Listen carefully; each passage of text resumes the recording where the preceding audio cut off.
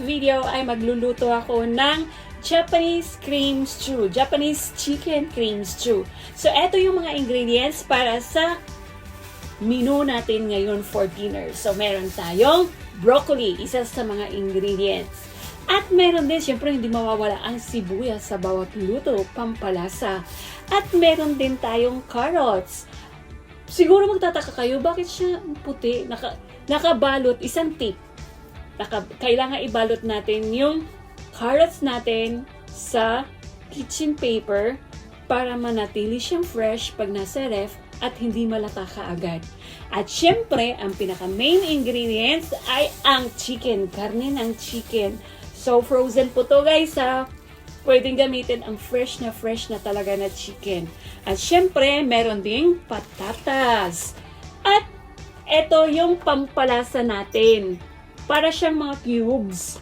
Ilalagay to pampalasa sa stew natin. At syempre, kailangan din ang fresh milk. So, let's go guys! Magluluto na tayo ngayon. So, ito guys, ready na ang mga ingredients. Nilinis ko na at hiniwa-hiwa ko na rin. Ito yung sibuyas. So, kailangan ganito yung slice ng sibuyas. At ito yung carrots, ganito rin. Tapos yung patatas, yung manok, at syempre yung broccoli. So, ngayon, igigisa natin yung manok sa butter. Pulutuin yung ulam namin for dinner. So, kailangan ko munang iset yung time ng kanin. So, eto, nakahugas na ako ng bigas. So, i-set natin siya ng 3:30. Ayan. So, i-on natin dito. So, green na yung ano niya, yung ilaw niya dito. So, ibig sabihin, 3:30 ng hapon, maluluto na yung kanin. Ito, ready na yung lulutuan natin. Ito yung gagamitin ko kasi may sabaw kasi yung cream stew. So, tsaka hindi siya non-sticky. Kasi pag stew, pag creamy yung niluluto mo, nasusunog kasi. So, ito yung gagamitin ko ngayon sa pagluto. So, meron na siyang butter sa ilalim. So, igigisa na natin ang manok at ang sibuyas. Kasi butter yung ginagamit ko. At ito, igisa natin ang manok. Medyo brown na yung manok. So, ilalagay ko na ang sibuyas.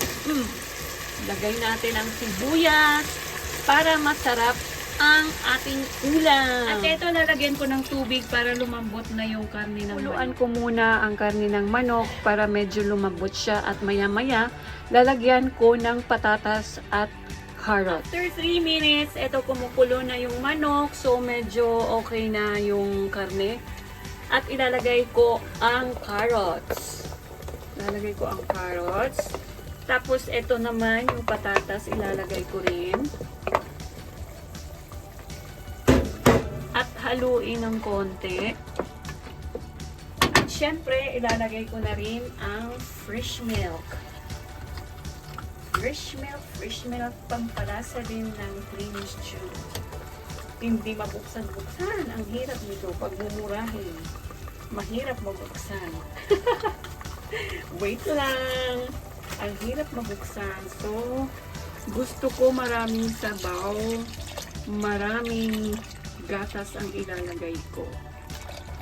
Okay. Nalagyan ko na ng gatas. So, hihintayin ko na lang na kumulo ulit at medyo lumambot yung carrots at patatas. Tsaka ko nalalagyan ng pampalasa. Kulo na ang niluluto ko. So, nilagyan ko na rin siya nito, yung cream stew cubes.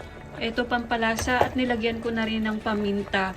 So, maya-maya magiging malapot na to. So, kung hindi pa siya masyadong malapot, lalagyan ko ulit at itatry ko yung lasa niya. Maya-maya pag okay na, ilalagay ko na rin ang broccoli.